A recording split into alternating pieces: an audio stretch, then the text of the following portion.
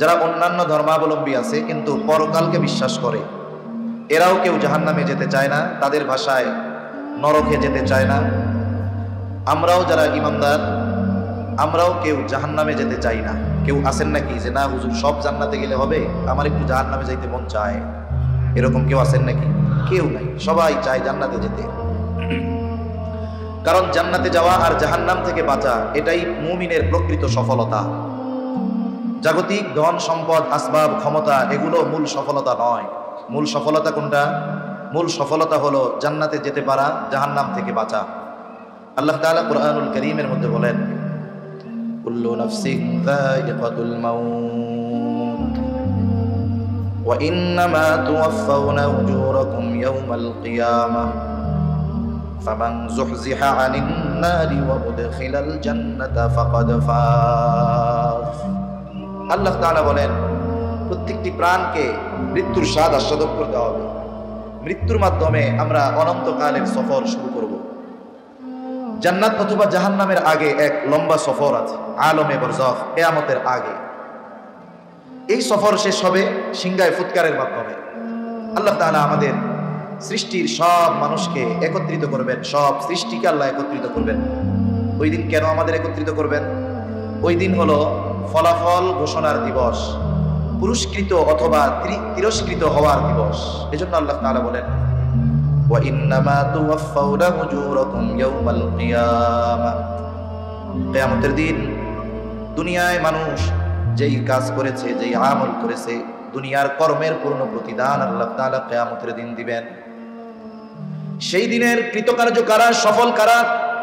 আল্লাহ তাআলা এরপরে বলেন, ফামান যুহজিহা আনিন নার ওয়া উদখিলাল জান্নাতা ফাকাদ ফাজ।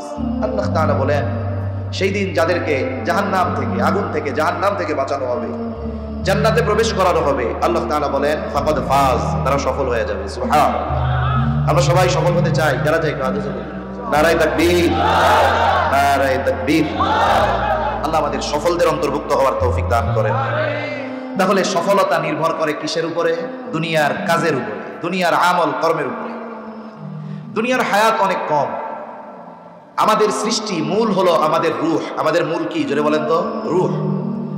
এই রূহ সৃষ্টি থেকে নিয়ে পুনরায় জান্নাত অথবা জাহান্নাম অবধি যেই লম্বা সফর, এর মধ্যে অনেকগুলো মঞ্জিল আছে, অনেকগুলো অবস্থান স্থল আছে। যেমন যখন আমরা দীর্ঘ পথে সফর করি, ঢাকা থেকে চট্টগ্রাম অথবা ঢাকা থেকে কক্সবাজার, ঢাকা থেকে চট্টগ্রাম গেলে একটা বিরতি দেয়, ঢাকা থেকে কক্সবাজার গেলে দুইটা বিরতি দেয়। বলেন তো এই বিরতির জায়গা কেন দেওয়া হয়? মানুষের কিছু জরুরি কাজের জন্য। যদি কারো প্রস্রাব পায়খানার বেগ আসে, ক্ষুধার তীব্রতা থাকে, সে জরুরত সারবে, খাওয়া দাওয়া করবে কিছু, আবার সফর শুরু করবে। গন্তব্য কোথায়? চট্টগ্রাম অথবা কক্সবাজার। আমাদের মূল গন্তব্য হলো জান্নাত। এই জান্নাত পর্যন্ত পৌঁছানোর আগে আল্লাহ তাআলা আমাদের জন্য একটা মঞ্জিল নির্ধারণ করেছেন। যেমন আমরা রূহের জগতে ছিলাম দীর্ঘকাল, এরপরে আসলাম আলমে বাতান, মায়ের পেটের ভিতরে থাকলাম কিছুকাল, এরপরে আসলাম আলমে দুনিয়া। দুনিয়ার হায়াত 10, 20, 30, 40, 50, 60, 70, 80, 100ই ধরলাম।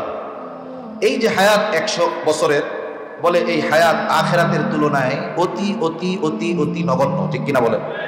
কিন্তু এই অতি নগণ্য হায়াতের দাম অনেক বেশি। কেন? কারণ একজন পরীক্ষার্থী যে কোনো একটা সাবজেক্ট পড়ে 2 বছর, পরীক্ষা দেয় 3 বছর। কি বলেন? 2 বছর পড়ে পরীক্ষা দেয় কয়দিন? মাত্র 3 ঘন্টা। কয় ঘন্টা? 3 ঘন্টা। এই 3 ঘন্টা পরীক্ষার উপরে নির্ভর করে তার 2 বছরের কি মেহনত আছে। 2 বছরের ফলাফল পাওয়া যায় কয় ঘন্টার মেহনত পরীক্ষায়? 3 ঘন্টা।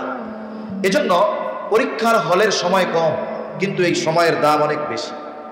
দুনিয়াটাও ওই রকম পরীক্ষার হলের মতো, বলে সময় অনেক কম আখিরাতের তুলনায়, কিন্তু এই সময়টার দাম অনেক বেশি। কেন? কারণ এই সময়কে কাজে লাগিয়ে কেউ অনন্তকালের সফলতা অর্জন করে, অথবা এই সময়টা হেলায় খেলায় কাটিয়ে কেউ অনন্তকালে ব্যর্থদের তালিকায় নিজের নামটা অন্তর্ভুক্ত করিয়ে নেয়। এজন্য দুনিয়ার মঞ্জিল এটা শেষ হয় মৃত্যুর মাধ্যমে। এরপরে আলমে বরজখে আমাদের সবার থাকা লাগবে দীর্ঘকাল, তবে অনন্তকাল নয়। আলমে বরজখে সবার থাকতে হবে। সবচাইতে কম সময় যেই ব্যক্তি আলমে বরজখে থাকবে, সর্বোচ্চ সময় তো বলা যাচ্ছে না, সর্বনিম্ন সময় যিনি আলমে বরজখে থাকবেন, ওনার আলমে বরজখ তথা মৃত্যু পরবর্তীকালীন সময় থেকে নিয়ে কিয়ামত পর্যন্ত ওই ব্যক্তির আলমে বরজখে অবস্থান কালের মেয়াদ কমপক্ষে 40,000 বছর। কত হাজার বছর? 40,000 বছর। আল্লাহ তাআলা সিংগায় ফুৎকারের মাধ্যমে এই দুনিয়া থেকে মানব জাতির যেই অবস্থান স্থল এটার ইতি ঘটাবেন। এর মাধ্যমে পৃথিবীর সর্বশেষ মানুষটাও আলমে বরজখের বাসিন্দা হবে। আল্লাহ তাআলা বলেন, وَنُفِخَ فِي الصُّورِ فَصَعِقَ مَنْ فِي السَّمَاوَاتِ وَمَنْ فِي الْأَرْضِ إِلَّا مَنْ شَاءَ اللَّهُ ثُمَّ نُفِخَ فِيهِ أُخْرَى فَإِذَا هُمْ قِيَامٌ يَنْظُرُونَ। আল্লাহ রাব্বুল আলামিন জানায় দেন, প্রথমবার সিংহায় ফুৎকার দেওয়ার পর فَصَعِقَ مَنْ فِي السَّمَاوَاتِ وَمَنْ فِي الْأَرْضِ, আসমান জমিনের মাঝে যত প্রাণী আছে, যত প্রাণ আছে, সব অজ্ঞান হয়ে যাবে। ইল্লা মান শাআল্লাহ, তবে আল্লাহ তাআলা যেগুলো চান সেগুলো ছাড়া। মুফাসসিরিনে কেরাম বলেন, প্রথমে অজ্ঞান হবে, এরপরে মৃত্যু ঘটবে। এর মাধ্যমে পৃথিবীর সর্বশেষ মানুষটাও আলমে বরজখের বাসিন্দা হয়ে যাবে। আল্লাহ তাআলা বলেন, সুম্মা নুফিখা ফীহি উখরা ফাইদা হুম কিয়ামুন ইয়ানদুরুন। অতঃপর আবার সিংহায় ফুৎকার দেওয়া হবে। এই যে প্রথমবার সিংহায় ফুৎকার আর দ্বিতীয়বার সিংহায় ফুৎকার, এর মধ্যে ব্যবধান কমপক্ষে 40,000 বছর। এই কারণে মুফাসসিরিনে কেরাম বলেন, আলমে বরজখে সর্বশেষ যেই মানুষটা দুনিয়া থেকে আলমে বরজখের বাসিন্দা হবে, সেও কমপক্ষে 40,000 বছর আলমে বরজখে অবস্থান করবে। এরপরে আবার সিংহায় ফুৎকার দেওয়া হবে। সুম্মা নুফিখা ফীহি উখরা ফাইদা হুম কিয়ামুন ইয়ানদুরুন। দ্বিতীয়বার সিংহায় ফুৎকার দেওয়া হবে, প্রত্যেকের অবস্থান স্থল থেকে উঠে যাবে। উঠার পরে তাকায় দেখতে থাকবে কি হচ্ছে এগুলো। আল্লাহ তাআলা কুরআনুল কারীমে আরেক জায়গায় বলেন, ওয়া নুফিখা ফিস সূরি ফাইদা হুম মিনাল আজদাসি ইলা রাব্বিহিম ইয়ানসিলুন। এখানে দ্বিতীয়বার সিংহায় ফুৎকার উদ্দেশ্য। দ্বিতীয়বার সিংহায় ফুৎকার দেবার পর আল্লাহ তাআলা বলেন, প্রত্যেকে যাকে যেখানে দাফন করা হয়েছে, হতে পারে মাটিতে, কারো আলমে বরজখের সূচনা হতে পারে বাঘের পেটে, কারো হতে পারে সমুদ্রের মধ্যে কোনো হিংস্র মাছের খাবার হিসাবে। যে যেখানেই যার কবর হোক না কেন, প্রত্যেকের অবস্থান থেকে উঠে দাঁড়িয়ে যাবে। ইলা রাব্বিহিম ইয়ানসিলুন, প্রত্যেকেই তাদের রবের দিকে ঝুঁকতে থাকবে। এটা হলো সেই দিবস, যেই দিবসের প্রতিশ্রুতি দিয়েছেন কে? জয় বলেন কে? আর ওই দিবসের সত্যায়ন করেছেন প্রত্যেকটা নবী রাসূল। আল্লাহ তাআলা বলেন, যারা পরকালে অবিশ্বাসী তারা কি বলবে? আলমে বরজখে যারা কষ্টে ছিল, যাদের কবরটা জাহান্নামের গর্ত হিসাবে সাব্যস্ত হয়েছিল, শুধুমাত্র হাসরের ময়দানে উঠবে। এখনো কোনো ফয়সালা তার জন্য হয় নাই, জাহান্নামও হয় নাই, কোনো কিছুই হয় নাই। বলে আলমে বরজখে যেই ব্যক্তি শাস্তিতে ছিল, যার কবরটা জাহান্নামের গর্ত ছিল, ওই ব্যক্তি হাসরের ময়দানে উঠবার পর সে তার কবরের আযাবের কথা ভুলে যাবে। সে মনে করবে সে এতকাল আরামের মধ্যে অবস্থান করতেছিল। হাসরের ময়দান এতটা কঠিন এক ভয়াবহ আবহাওয়া তৈরি করবে, যে ব্যক্তি কবরে আযাবে ছিল ও মনে করবে আমি মনে হয় এতকাল ঘুমাইছিলাম। কি বলবে তারা? قالوا يا ويلنا من بعثنا من مرقدنا, তারা বলবে হায় দুর্ভোগ, কে আমাদেরকে আমাদের অবস্থান স্থল থেকে উঠায় দিল, কে আমাদেরকে জাগ্রত করে দিল। ইয়া ওয়াইলানা মান বাআসানা মিন মারকাদিনা, কে আমাদেরকে আমাদের অবস্থান স্থল থেকে জাগায় দিল। এইবার মুমিনরা অথবা ফেরেশতারা বলবে, হাদা মা ওয়া'দার রহমান ওয়া সাদাকাল মুরসালুন, এটাই হলো দয়াময়ের সেই প্রতিশ্রুত দিবস, যেই দিবসের প্রতিশ্রুতি তিনি দিয়েছেন আর তার প্রেরিত রাসূলগণ এই দিবসের সত্যায়ন করেছেন। এটাই হলো সেই দিবস, এটাই হলো ইয়াউমুল জাযা, প্রতিদান দিবস। এটাই হলো ইয়াউমুল হাসর, একত্রিতকরণ দিবস। এটাই হলো সেই দিবস, যেই দিবসের একচ্ছত্র আধিপত্য যার হবে তিনি কে? এটাই সেই দিবস। আজকে বিচার হবে মানুষের। আল্লাহ রাব্বুল আলামিন বিচার করবেন। প্রত্যেকটা মানুষ তার চূড়ান্ত অবস্থা নিজেরাই সেই দিন অবলোকন করতে পারবে, বুঝতে পারবে। প্রত্যেকটা মানুষকে তার দুনিয়ার কর্মের হিসাব ফাইল আমলনামা তাদের হাতে পৌঁছায় দেওয়া হবে। আল্লাহ তাআলা কুরআনুল কারীমের মধ্যে জানায় দেন, আমলনামাগুলো ছেড়ে দেওয়া হবে, আর যার আমলনামা তার কাছে গিয়ে পৌঁছায় যাবে। আমলনামাগুলো ছেড়ে দেওয়া হবে। কেউ ডান হাতে আমলনামা পাবে, কেউ বাম হাতে আমলনামা পাবে। ডান হাতে যারা আমলনামা পাবে তারা সৌভাগ্যবান, আর যারা বাম হাতে আমলনামা পাবে তারা দুর্ভাগ্যবান। বাম হাতে যাদের আমলনামা দেওয়া হবে, হাতটা বুক চিরে পেছন দিকে নেওয়া হবে, পেছন দিক দিয়ে তাদের হাতে আমলনামা দেওয়া হবে। ডান হাতে যারা আমলনামা পাবে, সামনাসামনি আমলনামা পাবে, সাথে সাথে আল্লাহ তাআলা আমলনামা পড়ার যোগ্যতা সবাইকে দান করবে। আর আল্লাহ তাআলা বলবেন, ইকরা কিতাবাকা কাফা বিনাফসিকাল ইয়াওমা আলাইকা হাসিবা। তুমি পড়ো তোমার কিতাব, তুমি পড়ো তোমার আমলনামা, তোমার নিজের হিসাবের জন্য তুমি আজকে নিজে যথেষ্ট। একজন বকলম মানুষ যে জীবনে নিজের নাম লিখতে পারে না, তাকেও পড়ার যোগ্যতা যিনি দিবেন তিনি কে? আল্লাহ দিবেন। এটা প্রযুক্তির কারণে বোঝা এখন সহজ। মানুষ এতটা প্রযুক্তিগত উৎকর্ষতায় পৌঁছিয়ে গিয়েছে, চায়না ভাষা এর শব্দ বহুদূর, অক্ষরিত আমরা বুঝি না। কিন্তু কোনো চাইনিজ যদি আমার আপনার সাথে কথা বলতে চায়, সে মোবাইলে আমাকে ফোন দিবে, সে কি বলতেছে তার ভাষায় আমার মোবাইলের স্ক্রিনে সেটা উঠে যাবে, এবং আমি আমার ভাষায় বলবো, সে তার ভাষায় আমার কথাগুলো ওখানে শুনতে পাবে, দেখতে পাবে। এই যে প্রযুক্তি, জ্ঞান, এটা মানুষকে দিচ্ছেন কে? আল্লাহ দিচ্ছেন। সেই আল্লাহর জন্য আমলনামা পড়ার যোগ্যতা আমাদের দেওয়া, এটা শুধু সহজ না, অতি অতি অতি সহজ, ঠিক কিনা? প্রত্যেকটা মানুষ তারা আমলনামা করতে পারবে। ডান হাতে যারা আমলনামা পাবে তারা কত আনন্দিত হবে। আল্লাহ তাআলা কোরআনুল কারীমের মধ্যে বলেন, ফাআম্মা মান উতিয়া কিতাবাহু বিয়ামিনিহি ফায়াকুলু হাউম ইকরাউ কিতাবিয়া ইন্নী যানানতু আন্নী মুলাকিন হিসাবিয়া। ডান হাতে যারা আমলনামা পাবে তারা আনন্দে অন্যান্যদেরকে বলতে থাকবে, ফায়াকুলু হাউম ইকরাউ কিতাবিয়া, এই তো আমার কিতাব, এই তো আমার আমলনামা, তোমরা পড়ো আমার কিতাব, পড়ো আমার আমলনামা। শুধু মানুষকে তার কিতাব পড়ার জন্য বলবে এমনটা নয়, বরং সে কোন কারণে ডান হাতে আমলনামা পেয়েছে সেটাও বলে দিবে। সে বলবে, আমি ডান হাতে আমলনামা পাবার কারণ কি জানো? ইন্নী যানানতু আন্নী মুলাকিন হিসাবিয়া। সে বলবে, নিশ্চয়ই আমি দুনিয়ায় এই ব্যাপারে দৃঢ় ধারণা রাখতাম, দৃঢ় বিশ্বাস রাখতাম, ঈমান রাখতাম। আমি দুনিয়ায় যত কর্ম করি না কেন, দুনিয়ার মানুষের সামনে হিসাব না দেওয়া লাগলেও যার সামনে হিসাব দেওয়া লাগবে তিনি কে? আমাকে আল্লাহর সামনে আমার দুনিয়ার কর্মের হিসাব দেওয়া লাগবে, এটা দুনিয়াতে আমি দৃঢ় বিশ্বাসী ছিলাম। বিশ্বাসী ছিলাম বিধায় দুনিয়ায় কাজকর্ম ঠিক মতো করছি, যেন আল্লাহর সামনে হিসাবের দিন ধরা পড়ে না যায়। এজন্য আজকে আমি ডান হাতে আমলনামা পেয়েছি।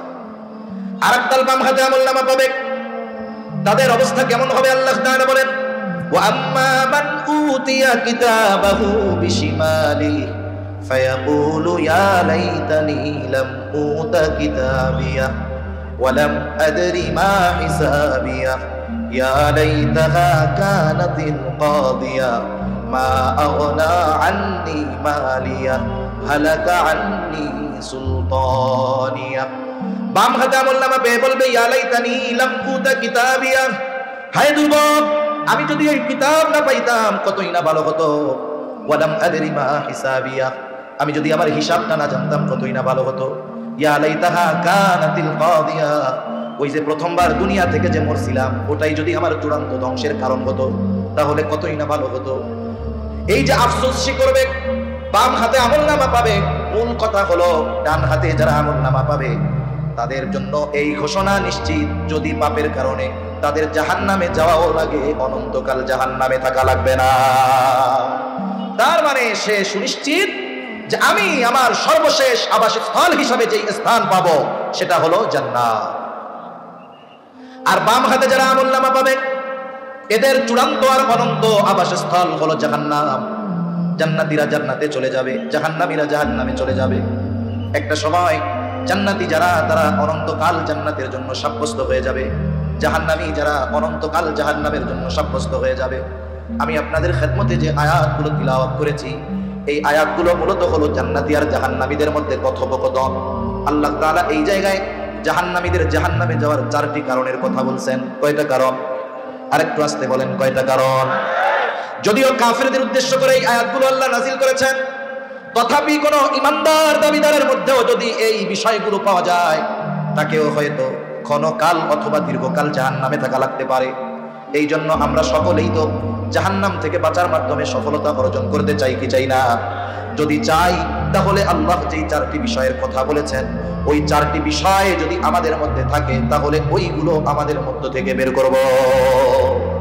যদি ওই অভ্যাসগুলো আমার আপনার মধ্যে থাকে আর আমি যদি জান্নাতের দাবিদার হই, যতই দাবি করি জান্নাত পাওয়া যাবে না।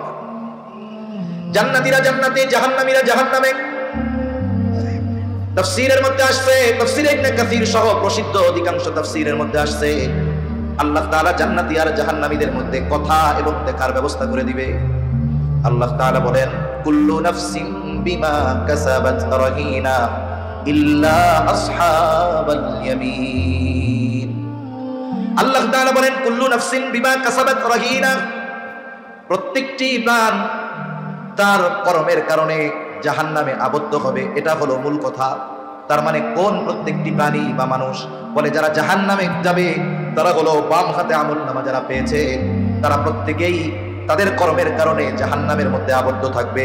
ইল্লা আসহাবাল ইয়ামিন, তবে তারা নয় যারা ডান হাতে আমলনামা পেয়েছে। ডান হাতে যারা আমলনামা পাবে তাদের ঠিকানা কোথায়? জান্নাত। আল্লাহ আমাদের সকলকে ডান হাতে আমলনামা পাওয়ার ব্যবস্থা করে দেন, ওই রকম চলার তৌফিক দেন, বলেন আমিন। জান্নাতীরা জান্নাতে যাবার পর আর কোনো কষ্ট নাই, পেরেশানি নাই, চিন্তা নাই। অথচ জান্নাতীও জান্নাতে যাবার আগে যখন হাসরের ময়দানে থাকবে কেউকে চিনবে না, পরিচয় দিতে চাবে না, চিনলেও। পরিস্থিতিটা কত ভয়াবহ আল্লাহ তাআলা কুরআনুল কারীমের মধ্যে বলেন, ইয়াউমা ইয়াফিরুল মারউ মিন আখিহি ওয়া উম্মিহি ওয়া আবিহি ওয়া সাহিবাতিহি ওয়া বানিহি লিকুল্লি ইমরিইম মিনহুম ইয়াউমাইযিন শা'নুন ইউগনি। কিয়ামতের দিন ভাই ভাইয়ের থেকে পলায়ন করবে, পিতা মাতার থেকে পলায়ন করবে, স্ত্রী সন্তানদের থেকে পলায়ন করবে। প্রত্যেকেই নিজের চিন্তায় বিভোর থাকবে কেমন করে এই অবস্থা থেকে নাজাত পেয়ে জান্নাতে যাওয়া যায়। হাসরের ময়দানে কেউ কাউকে চিনবে না, কিন্তু জান্নাতে যাবার পর কাউকে ভুলবে না। বরং জান্নাতে যাবার পর দুনিয়ায় যার সাথে একদিনও দেখা হয়েছে এই ধরনের মানুষকেও সে জান্নাতে খুঁজতে থাকবে। খুঁজবে ঠিক, বলেন তো আমি আপনি আমার আপনার দুনিয়ার পরিচিত সব মানুষকে জান্নাতে গিয়া পাবো নাকি? আমরা তো আশা করি জান্নাতে যাব, তবে জান্নাতে গিয়ে সব পরিচিত মানুষকে জান্নাতে পাওয়া যাবে না। জান্নাতে গিয়ে সব পরিচিত মানুষকে পাওয়া যাবে না, খুঁজতে থাকবে কোথায় পরিচিত মানুষগুলো। আল্লাহ তাআলা দেখা আর কথার ব্যবস্থা করে দিবেন। একটা সময় মানুষ হাজার হাজার মাইল দূরে থাকলেও দেখার কোনো সুযোগ ছিল না। প্রযুক্তির কল্যাণ, এখন দেখার জন্য ঘন্টা, বছর, দিন অপেক্ষা করা লাগে না। বলে ইন্টারনেটের কানেকশন দিয়া মোবাইল টু মোবাইলে সংযোগ স্থাপনের মাধ্যমে কয়েক সেকেন্ডের মধ্যে সুদূর আমেরিকায় অবস্থান করা প্রিয়জনকে দেখা যায়। কি খায় দেখা যায়, কি পড়ছে দেখা যায়, কোথায় যায় দেখা যায়। আল্লাহ তাআলাও জান্নাতীদেরকে জান্নাত থেকে জাহান্নামীদের দেখার ব্যবস্থা করে দিবেন। জাহান্নামীরাও জাহান্নামে অবস্থান করে জান্নাতীদেরকে দেখবে, জাহান্নামীদেরকে জান্নাতীরা দেখবে। মনে করেন আমার সামনে যদি শত শত মানুষ থাকে, এই শত শত অপরিচিত মানুষের মধ্যে যদি পরিচিত এক চেহারা থাকে, বলেন তো চিনবো কি চিনবো না? আমি চিনতে পারবো যে এই চেহারাটা আমার পরিচিত, আমার প্রিয়জন, আত্মীয় স্বজন, বন্ধু কেউ হবে। জাহান্নামীরা যখন জান্নাতীরা যখন জাহান্নামীদের দিকে নজর দিবে, তাদের চোখে ধরা পড়বে তাদের অনেক আপনজন, প্রিয়জন, বন্ধু বান্ধব জাহান্নামের শাস্তি ভোগ করতেছে। জান্নাতীরা এই দৃশ্য দেখবার পর চিন্তা করবে, আহারে ওই লোকটার সাথে দুনিয়ায় আমি একই বাজারে ব্যবসা করতাম, একই স্কুলে পড়তাম, একই এলাকায় অবস্থান করতাম, পাশাপাশি বাড়ি ছিল, কিন্তু আজকে সে জাহান্নামী, আমি জান্নাতি। শাস্তির কঠোরতা অবস্থা দেখে জান্নাতি আল্লাহর দরবারে কৃতজ্ঞতার মাত্রা বাড়ায় দিয়া বলবে, আল্লাহ আপনি যদি আমাদের প্রতি দয়া না করতেন হয়তো আজকে আমাকেও ওদের সাথে জাহান্নামে অবস্থান করা লাগতো। সে আল্লাহর দরবারে জান্নাতি হওয়ার কারণে কৃতজ্ঞতার মাত্রা বাড়িয়ে দিবে। জাহান্নামীদেরকেও জান্নাতীদের দেখার ব্যবস্থা করে দেওয়া হবে। জাহান্নামীরা জান্নাতীদেরকে দেখে আফসোস করবে, হায়রে এই তো আমার বন্ধু, একই মাঠে খেলছি, একই বাজারে ব্যবসা করেছি, একই স্কুলে লেখাপড়া করেছি, একই এলাকায় পাশাপাশি অবস্থান করেছি, আজকে সে কত আরামায়েশ ভোগ বিলাসের মধ্যে আছে, আর আমি ঘুরতে ঘুরতে সারখার হয়ে যাচ্ছি। এই দৃশ্য দেখবার পর তার শাস্তির যেই কষ্ট এটা তার আরো বাড়তে থাকবে। কেন? বলে যখন দেখবে প্রিয়জন কাছের মানুষেরা জান্নাতের নাজ নেয়ামত ভোগ করে, ওই দৃশ্য দেখবার পর আফসোসের কারণে তার শাস্তির তীব্রতা বেশি অনুভব হবে, কষ্টটা বেশি লাগবে আফসোসের কারণে। দুনিয়ায় যদি ওই ইমানদার মানুষগুলোর সাথে ঈমান আনতাম, নেককার মানুষগুলোর সাথে যদি ভালো কাজে সম্পৃক্ত হতাম, পাপের কাছ থেকে যদি বেঁচে থাকতাম, তাহলে আজকে আমিও জান্নাতে থাকতে পারতাম। আফসোস যতই করুক, করার কিছু নাই। পরস্পর আলোচনা করবে, কি ব্যাপার, এই মানুষগুলো তো আমাদের সাথেই ছিল, এরা জাহান্নামী হইল কেন? জান্নাতীরা পরস্পর আলোচনা করবে। এইবার আল্লাহ তাআলা তাদেরকে কথা বলার ব্যবস্থা করে দিবেন। জান্নাতীরা জাহান্নামীদেরকে জিজ্ঞাসা করবে, মা সালাকাকুম ফি সাকার, কোন কারণে তোমরা সাকারের অধিবাসী হইলা, কোন কারণে জাহান্নামের বাসিন্দা হইলা? এইবার জাহান্নামীরা তাদের প্রশ্নের জবাব দিবে। 4টি কারণ বলবে জাহান্নামে যাওয়ার। 1 নম্বর কারণ বলবে ক্বালু লাম নাকু মিনাল মুসাল্লিন। 1 নম্বর কারণ বলবে আমরা মুসল্লি ছিলাম না। কি ছিলাম না? একটু জবান খুলে বলেন তো, আরো জোরে বলেন, কি ছিলাম না? মুসল্লি ছিলাম না। মুসল্লি কাকে বলে? নির্বাচন আসলে নামাজ পড়ে, শুক্রবারে নামাজ পড়ে, কি বলেন, জানাজার নামাজে হাজির হয়, এটা মুসল্লি? সাপ্তাহিক হাজিরা, বাৎসরিক হাজিরা আর মাসিক হাজিরা আর সিজনাল হাজিরা যারা দেয়, এরা মুসল্লি হতে পারে? মুসল্লি কারা? মুসল্লি হলো হাজারো ব্যস্ততা যাকে নামাজ থেকে ফিরিয়ে রাখতে পারে না। প্রকৃত মুসল্লি হলো তারা হাজারো ব্যস্ততায় তাদের নামাজ তাদেরকে ফিরায় রাখতে পারে না, বরং সব কিছুর আগে তারা নামাজকে প্রাধান্য দেয়, কাজ পরে নামাজ আগে, এটা হলো তাদের স্লোগান। আর প্রকৃত মুসল্লি যারা, তাদের অন্তর সব সময় মসজিদের সাথে সম্পৃক্ত থাকে। আর এই গুণে গুণান্বিত মুসল্লি যারা, কিয়ামতের দিন যখন কোথাও কোনো ছায়া থাকবে না আল্লাহর আরশের ছায়া ছাড়া, বলে এই ধরনের মুসল্লিরা ওই হাসরের ময়দানে আরশের ছায়ায় স্থান লাভ করবে। 7 শ্রেণীর মানুষ আরশের ছায়ায় স্থান পাবে। এর মধ্যে 1 শ্রেণীর রাজুলুন কলবুহু মুআল্লাকুম ফিল মাসাজিদ, ওই ব্যক্তি যার অন্তরটা মসজিদের সাথে সম্পৃক্ত ছিল, সে 24 ঘন্টা মসজিদে থাকছে এমন নয়, বরং যখনই সে মসজিদ থেকে বাহির হয়েছে, যেই কাজেই থাকুক না কেন, তার অন্তরে নামাজের চিন্তা, মসজিদের চিন্তা। এমন মানুষ সমাজে আলহামদুলিল্লাহ অনেক আছে, ঠিক কিনা বলেন? অনেক আছে। এমনও পরিশ্রম করে, কিন্তু তার চিন্তা আজান দিছে তো আর কোনো কাজ করার সুযোগ নাই, এরকম অনেক মানুষ আছে। আর এই মানুষগুলো নিষ্পাপ থাকে। এই মানুষগুলোর সগীরা গুনাহ প্রতি নামাজের সাথে সাথে, এক নামাজ থেকে আরেক নামাজের মধ্যে যদি কোনো সগীরা গুনাহ হয়ে যায়, সাথে সাথে মাফ হয়ে যায়। সুবহানাল্লাহ, গুনাহমুক্ত জিন্দেগি তারা অতিবাহিত করতে পারে। তাহলে জাহান্নামীরা বলবে আমরা মুসল্লি ছিলাম না। আফসোস আর বাস্তব কথা এটা, যদিও বাংলাদেশে 92% মুসলমান আমরা, এই দাবি আমাদের, তবে শতকরা 5 জন থেকে 10 জন মুসল্লি পাওয়া কঠিন। ঢাকা শহরের অনেক মসজিদ আছে 6 তলা, 7 তলা, 8 তলা, 10 তলা।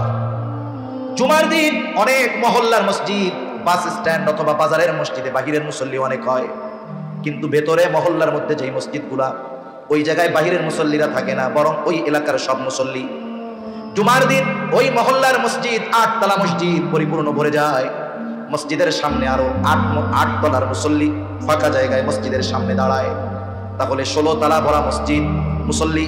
কিন্তু আফসোসের ব্যাপার ভাইরা রে, ওই দিন জোহরের জুমার নামাজে এত ভিড় ওই মহল্লার মধ্যে, ওই দিন আসরের নামাজে মসজিদের ভেতরে 8 তলা তো বহুদূর, অনেক মসজিদের মধ্যে ওই দিন আসরের সময় মসজিদের নিচতলার 4 কাতারও ভরে না। এবার একটু হিসাব বের করেন, 100 জন জুমার নামাজের মুসল্লির মধ্যে 10 জন হয়তো সর্বোচ্চ পাওয়া যাবে 5 ওয়াক্ত নামাজ পড়ে। এখন আরেকটু চিরুনি অভিযান দেন, এই 5 ওয়াক্ত নামাজ যারা পড়ে এদের মধ্যে নামাজ কয়জনের হয়? এই হিসাব যদি করা হয়, সালুনি দিয়া ভালো মতো নাড়াচাড়া দিয়ে দেখা যাবে শতকরা বাংলাদেশে 100 জন মুসলমানের মধ্যে 5 জন মুসল্লি পাওয়া যায় না। আবার যদি 5 জন পাওয়া যায়, এর মধ্যে 4 জন হবে কোনো না কোনো ভাবে মাদ্রাসায় পড়া, আর বাকি 1 জন এরা উলামায়ে কেরাম দাওয়াত ও তাবলীগের সাথে সম্পর্ক রাখে। এই জন্য দেখা যায় নিজেদের ভুলগুলো আলেমদের থেকে শুধরিয়ে নিয়ে একেবারে সহিহ ইবাদত করতে পারতেছে। প্রকৃত খাঁটি মুসল্লি না হলে আখিরাতে নাজাত পাওয়ার উপায় আছে? নাই। এজন্য আমাদেরকে মুসল্লি হওয়া দরকার, মসজিদের সাথে সম্পৃক্ততা বাড়ানো দরকার। কিন্তু আফসোসের বিষয়ে মানুষ তার কাজকে প্রাধান্য দিয়ে নামাজ থেকে দূরে থাকে। মুসলমানদের মধ্যে যেই সমস্ত মানুষগুলো মসজিদে যায় না, নামাজ পড়ে না, এদেরকে যদি জিজ্ঞাসা করা হয় ভাই নামাজ পড়ো না কেন, সে জাগতিক ব্যস্ততাকে সামনে এনে নামাজ না পড়ার জন্য বাহানা হিসাবে দাঁড় করায়। সিএনজি ওয়ালা নামাজ পড়ে না, কেন পড়ো না? বলে সিএনজি চালানোর ব্যস্ততায় নামাজ পড়ার সুযোগ আমি পাই না। দোকানদার নামাজ পড়ে না, কেন পড়ো না? বলে আমার কাস্টমারের ভিড়, নামাজ পড়ার সুযোগ হয় না, সময় হয় না। কৃষিকাজ করে, নামাজ পড়ো না কেন? বলে কাজের ব্যস্ততায় নামাজ পড়তে পারি না।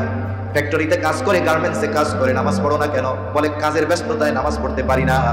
এই যে কর্মের দোহাই দিয়ে মানুষ নামাজকে ত্যাগ করে, বলেন তো যেই কর্মের দোহাই দিয়ে মানুষ নামাজকে ত্যাগ করে, ওই কর্ম মানুষ শখে করে নাকি রিজিকের জন্য করে? কাজ কেন করে মানুষ? ব্যবসা কেন করে? চাকরি কেন করে? সিএনজি কেন চালায়? অটো রিক্সা কেন চালায়? রিজিকের জন্য, ঠিক কিনা বলেন? রিজিকের জন্য। এবার বুঝে থাকলে একটু জবাব দেন তো, যেই রিজিকের জন্য নামাজ পড়ার সুযোগ পায় না, সেই রিজিকের মালিক কে? আরো জোরে বলেন না কে? তাহলে দুনিয়ার মানুষ আমরা রিজিক অন্বেষণের ব্যস্ততায় রাজ্জাকের হুকুম মানতে পারি না, অথচ যেই রিজিক অন্বেষণ করি সেই রিজিকের মালিক রাজ্জাক কে? আল্লাহ। তাহলে কি বুঝলাম বলেন তো? বরকতময় রিজিক, উপকারী রিজিক, সম্মানজনক রিজিক, এটা আমাদেরকে যিনি দিতে পারেন তিনি কে? আরো জোরে বলেন কে? তাহলে রাজ্জাকের নাফরমানি করে উত্তম রিজিক পাওয়া যাবে, এটা সম্ভব না অসম্ভব? নিঃসন্দেহে অসম্ভব।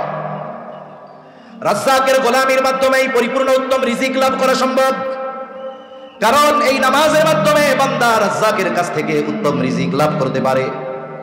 আর এই নামাজ এমন এক ইবাদত, কিয়ামতের দিন সর্বপ্রথম এই নামাজের হিসাব নেওয়া হবে।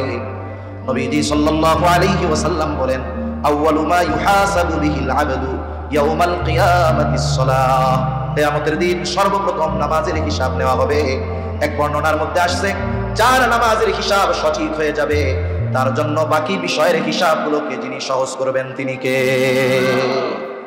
নামাজ যদি ঠিক হয়ে যায়, তাহলে বাকি অনেক বিষয় আল্লাহ তাআলা দেখেও না দেখার ভান করে বান্দাকে মাফ করে দিবে। অনেক সময় মাদ্রাসা হোক, স্কুল হোক, মাদ্রাসায় যখন কোনো ছাত্র লেখাপড়া ঠিক মতো করে, লেখাপড়ার ব্যাপারে তার কোনো ত্রুটি বিচ্যুতি নাই, সবক ঠিক, সব ঠিকঠাক, এই ধরনের ছাত্র যারা, এরা যদি শাস্তিযোগ্য কোনো অন্যায় বা অপরাধ না করে, তাহলে ওস্তাদরা ওই ধরনের ছোটখাটো দুষ্টমি দেখেও না দেখার ভান করে। চিন্তা করে লেখাপড়া তো ঠিক আছে, কিছু বলার দরকার নাই। প্রস্রাব করতে গিয়ে 5 মিনিটের জায়গায় 10 মিনিট লাগাইলে কিছু কয় না, কেন? বলে লেখাপড়া ঠিক রাখছে, এতটুক ছাড় দেওয়া যায়। কিন্তু যেই ছেলেটার মূল লেখাপড়া ঠিক নাই, ও বয়ের ঠেলায় প্রস্রাব আসলেও একটু দাঁড়াইয়া ছুটি নেয় না যে প্রস্রাব আসতেছে, পয়সাই থাকে। 6 মাস পরে একদিন দাঁড়াইছে, হুজুর একটু 1 নম্বর যাবো, প্রস্রাব করতে যাবো।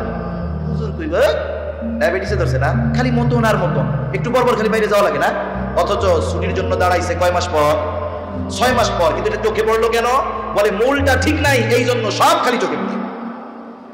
কিয়ামতের দিন ঈমান তো ঠিক আছে, হিসাবের মধ্যে, আমলের হিসাবগুলোর মধ্যে সবচাইতে গুরুত্বপূর্ণ হিসাব হলো নামাজ।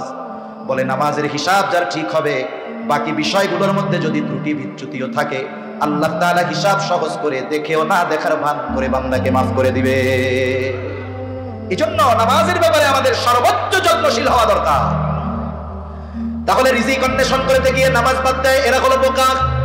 কারণ যারা মুসল্লি হয়, যারা নামাজি হয়, তাদের রিজিকের জিম্মাদারি যিনি নেন তিনি কে? আরো জবান খুলে বলেন কে?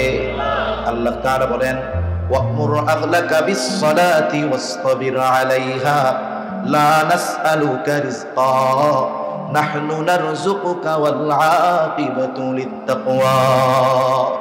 আল্লাহ রাব্বুল আলামিন বলেন, ওয়া'মুর আহলাকা বিস-সালাতি ওয়াসতাবির আলাইহা, তুমি তোমার অধীনস্থদেরকে নামাজের আদেশ দাও এবং তুমিও তার উপরে অটল অবিচল থাকো। তার মানে নিজে মুসল্লি হও, ঘরের মানুষদেরকেও মুসল্লি বানাও। যদি এই দুইটা শর্ত কোনো ইমানদার পূরণ করতে পারে, নিজে মুসল্লি, ঘরের মানুষগুলো মুসল্লি, আহকামুল হাকিমিন জানায় দেন, বান্দা লা নাসআলুকা রিজকা, আমি তোমার কাছে রিজিক কামনা করি না, চাই না, বরং তুমি নামাজি যদি হয়ে যাও, তোমার ঘরের অধীনস্থ মানুষগুলা যদি মুসল্লি নামাজি হয়ে যায়, আল্লাহ তাআলা বলেন নাহনু নারযুকুকা, তাহলে আমি আল্লাহ তোমাদেরকে রিজিক প্রদান করব। তাহলে মুসল্লি হলে রিজিকের জিম্মাদারি নেন কে? আরো জোরে বলেন কে? আল্লাহ তাআলা তখন অল্পতে বরকত দেয়। আর যদি মুসল্লি না হয়, অনেক হতে পারে কিন্তু বরকত শূন্য হয়ে যায়। তাহলে 1 নাম্বার, জাহান্নামীরা জাহান্নামে যাওয়ার কারণ, তারা বলবে লাম নাকু মিনাল মুসাল্লিন, আমরা মুসল্লি ছিলাম না, এই কারণে জাহান্নামী। এখন কোন আমরা কি হব? জোরে বলেন, আরো জোরে বলেন, কি হব? মুসল্লি। বাৎসরিক, সাপ্তাহিক, সিজনাল নাকি 5 ওয়াক্ত? যত ব্যস্ততা থাকুক না কেন 5 ওয়াক্ত নামাজ আমরা কখনো ছেড়ে দিব না। তাহলে আল্লাহ তাআলা আসমানের রিজিকের দরজা, বরকতের দরজা আমাদের জন্য খুলে দিবে ইনশাআল্লাহ। 2 নাম্বার কারণ তারা বলবে ওয়ালাম নাকুনু তুহিমুল মিসকিন, আমরা জাহান্নামে আসার কারণ আমরা মিসকিনদেরকে খানা প্রদান করতাম না। খানা খাওয়ানো এটা বড় ফজিলতের কাজ। রাসূলুল্লাহ সাল্লাল্লাহু আলাইহি ওয়াসাল্লামের কাছে এক ব্যক্তি আসছে, এসে জিজ্ঞাসা করেন আইয়ুল ইসলামি খায়র, ইসলামের মধ্যে উত্তম আমল কোনটা? আবার আপনার নবীজি ছিলেন উম্মতের রূহানি ডাক্তার। একই প্রশ্নের জবাব ব্যক্তির ভিন্নতায় তিনি ভিন্ন ভিন্ন জবাব দিতেন। এই ব্যক্তির এই প্রশ্নের জবাবে নবীজি বললেন তুতইমুত তুআম ওয়া তাকরাউস সালাম আলা মান আরাফতা ওয়া মান লাম তারিফ, তুমি মানুষকে খানা খাওয়াও আর পরিচিত অপরিচিত সবাইকে বেশি বেশি সালাম দাও। মানুষকে খানা খাওয়াও। আল্লাহ তাআলা এই কথা, নবীজি এই কথা বলে কোন স্তর বিন্যাস করেন যে ধনীরে খাওয়াবা না, শুধু গরিবরে খাওয়াবা। তবে যাকেই খাওয়ানো হোক একমাত্র সন্তুষ্টি উদ্দেশ্য হবে কার? আল্লাহ। এখন একজন কোটিপতিরে একজন গরিব খানা খাওয়াইছে, জাগতিক কোনো স্বার্থে নয়, আল্লাহর জন্য সওয়াব আছে না নাই? আছে। একজন ধনীকে যদি আল্লাহর জন্য খানা খাওয়ানো হয় বলে এতেও সওয়াব, তাহলে একজন গরিব অসহায় দরিদ্র বলেন তো তাকে খানা খাওয়াইলে সওয়াব বেশি না কম? যার প্রয়োজন নাই তাকে যদি খাওয়ানো হয় সেই জায়গায় যদি সওয়াব থাকে, বলে যার খাবারের প্রয়োজন তাকে খাওয়াইলে কমপক্ষে 2 গুণ সওয়াব। 1 নাম্বার খানা খাওয়ানোর সওয়াব, 2 নাম্বার খানাটা ওই ব্যক্তির প্রয়োজন ছিল, প্রয়োজন মেটানোর সওয়াব। রাসূলুল্লাহ সাল্লাল্লাহু আলাইহি ওয়াসাল্লাম বলেন যেই মুসলমান অপর মুসলমান ভাইয়ের প্রয়োজন মিটায়া দিবে, কোন প্রয়োজন মিটাবে, নবীজি বলেন আল্লাহ তাআলা ওই ব্যক্তির দুনিয়া আখিরাতের প্রয়োজনগুলো মিটায়া দিবে। তাহলে একজন মিসকিনকে যদি খানা খাওয়ানো হয় তাহলে 2 গুণ সওয়াব, 2 ধরনের সওয়াব, খানা খাওয়ানোর সওয়াব, প্রয়োজন মেটানোর সওয়াব, সাথে সাথে আল্লাহর পক্ষ থেকে দুনিয়া আখিরাতের প্রয়োজন মিটানো যেই ফ্যাসিলিটি সেটাও লাভ করা যায়। সুবহানাল্লাহ। এখন যদি কোনো মিসকিন অসহায় দরিদ্র আমার আপনার প্রতিবেশী হয়, তাহলে এই ধরনের মানুষকে খানা খাওয়ানো শুধু ফজিলতের আমল এমনটা নয়, বরং প্রতিবেশী যদি অভুক্ত থাকে, প্রতিবেশী যদি মিসকিন হয়, অসহায় হয়, তাহলে ওই অভুক্ত প্রতিবেশীকে খানা খাওয়ানো ঈমানি দায়িত্ব। কারণ রাসূলুল্লাহ সাল্লাল্লাহু আলাইহি ওয়াসাল্লাম বলেন ওই ব্যক্তি মুমিন নয় যে নিজে পেট ভরে খায় আর তার প্রতিবেশী অভুক্ত থাকে। তাহলে প্রতিবেশী যদি কোনো অভাবী হয়, মিসকিন হয়, খানা খাওয়ানো কয়েকটা বিষয়, একটা হলো তাকে খানা খাওয়ানোর সওয়াব, 2 নাম্বার তার প্রয়োজন মেটানোর সওয়াব, 3 নাম্বার এটা ঈমানের দাবি, 4 নাম্বার প্রতিবেশী হিসাবে সে যে হক পাওনা ছিল এই প্রতিবেশী অভাবীকে খানা খাওয়ানোর মাধ্যমে তার সাথে সেই হক আদায় করা হয়, সদাচরণের সওয়াব তার আমলনামায় যোগ হয়ে যায়। এজন্য জাহান্নামীরা বলবে জাহান্নামে আসার আরেক কারণ মিসকিনদের খানা খাওয়াইতাম না। আমরা অসহায় দরিদ্র প্রতিবেশী যদি কেউ থাকে খানা খাওয়াবো, কারণ ইনশাআল্লাহ যার এবিলিটি যেমন আছে সে তেমন খাওয়াবে।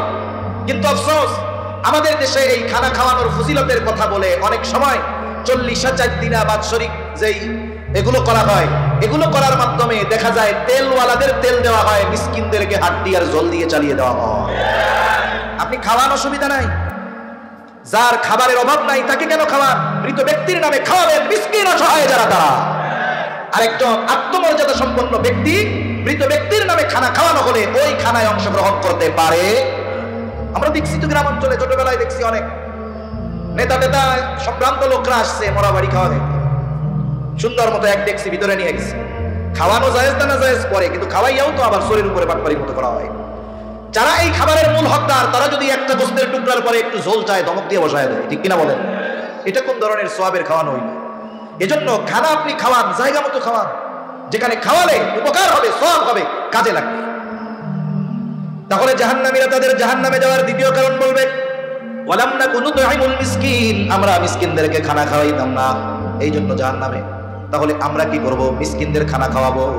3 নাম্বার ওয়া কুননা নাখুদু মাআল খাইদিন, অনর্থক অহেতুক তর্কে মজলিসে যারা লিপ্ত থাকতো আমরা তাদের সাথে মিলে ওই বিতর্কে অংশগ্রহণ করতাম, অহেতুক মজলিসগুলোয় সময় দিতাম।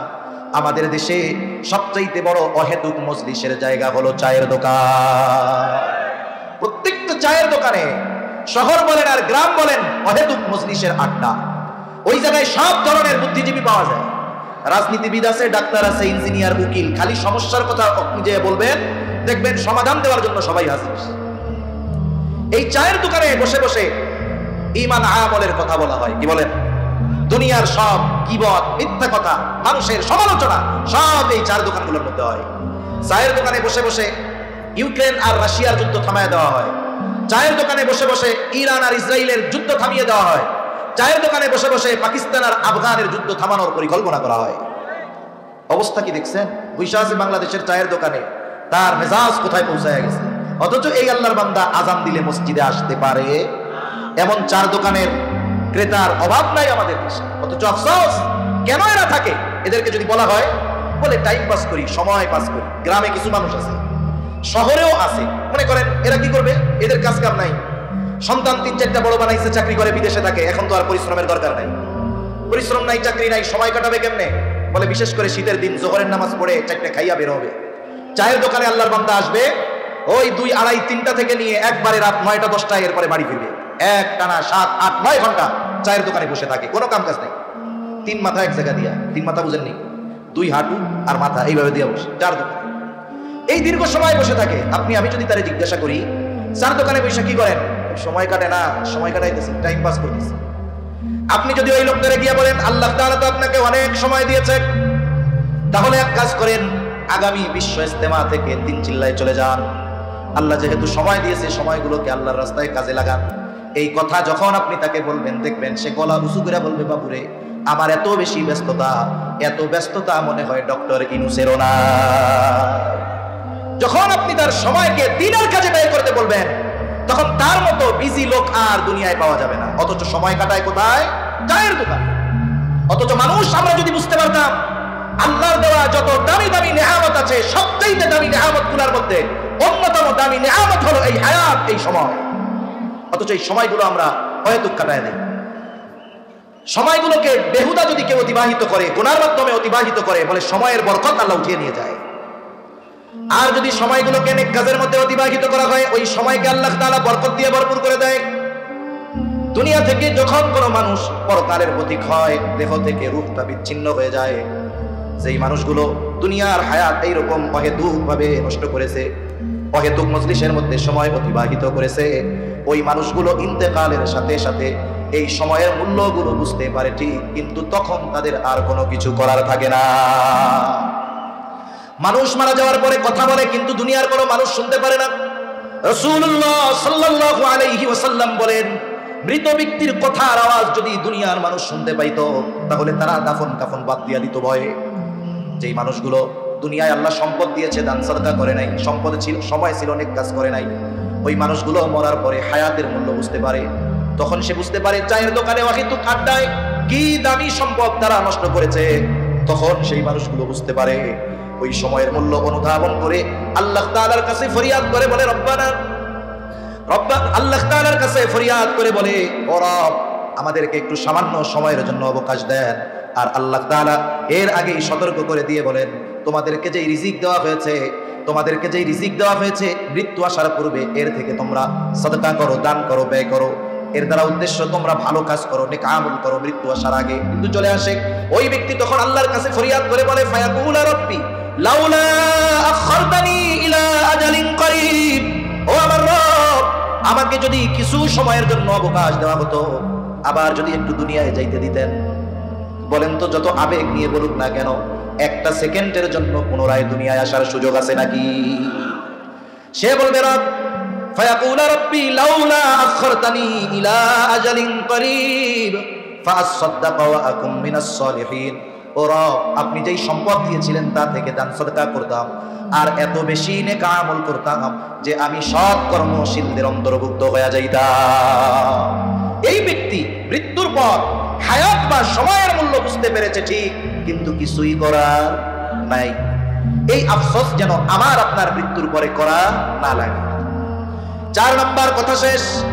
4 নাম্বার, জাহান্নামীরা বলবে, আমরা কিয়ামতের দিবসের ব্যাপারে, কিয়ামতের দিবসকে মিথ্যা প্রতিপন্ন করেছিলাম। ওয়া কুননা নাখুদু মাআল খায়িদিন ওয়া কুননা নুকাযযিবু বিয়াউমিদ্দিন। কোন ব্যক্তি যদি কিয়ামতকে পরিপূর্ণ অস্বীকার করে সে বেঈমান, তার স্থান চিরস্থায়ী জাহান্নাম। কিন্তু কোন ব্যক্তি যদি কিয়ামতের প্রতি উদাসীনতা প্রদর্শন করে তার হয়তো দীর্ঘকাল জাহান্নামে থাকা লাগবে। এইবার তারা বলবে আমরা কিয়ামতের ব্যাপারে অবিশ্বাসী ছিলাম। এইভাবেই চলছে দুনিয়া। মুসল্লি হই নাই, ইয়াতিম মিসকিন অসহায়দেরকে খানা খাওয়াই নাই, অহেতুক বিতর্কের মজলিসে গিয়া নিজেরাও অহেতুক মজলিসে বিতর্কে লিপ্ত হয়েছি। কিয়ামতের ব্যাপারে উদাসীন ছিলাম, অবিশ্বাসী ছিলাম। অথচ ওই যে ডান হাতে যে আমলনামা পেয়েছিল, আমলনামা পাওয়ার কারণ হিসাবে সে বলেছিল ইন্নী যানানতু আন্নী মুলাকিন হিসাবিয়া, আমি এই ব্যাপারে দৃঢ় ধারণা পোষণ করতাম যে কিয়ামতের দিন আমার দুনিয়ার কর্মের হিসাব আল্লাহর সামনে দেওয়া লাগবে। এজন্য যারা কিয়ামতের ব্যাপারে যার যত বিশ্বাস বেশি, পরকালের ব্যাপারে যার যত বিশ্বাস বেশি, বলে তার দুনিয়ার কর্ম তত সুন্দর, আখিরাত তত সুন্দর। এভাবে চলছে দুনিয়া, কিয়ামতের ব্যাপারে উদাসীন, অবিশ্বাসী। এবার চূড়ান্ত সত্যের আগমন ঘটল। হাত্তা আতানাল ইয়াকিন, দৃঢ় সত্য চলে আসলো, মৃত্যু চলে আসলো। ঈমান আনতে পারলাম না, তাওবা করতে পারলাম না, ভালো কাজ করতে পারলাম না, দ্বীনি মজলিসে বসতে পারলাম না, অসহায়দেরকে খানা খাওয়াইতে পারলাম না, ঠিকানা হয়ে গেল জাহান্নাম।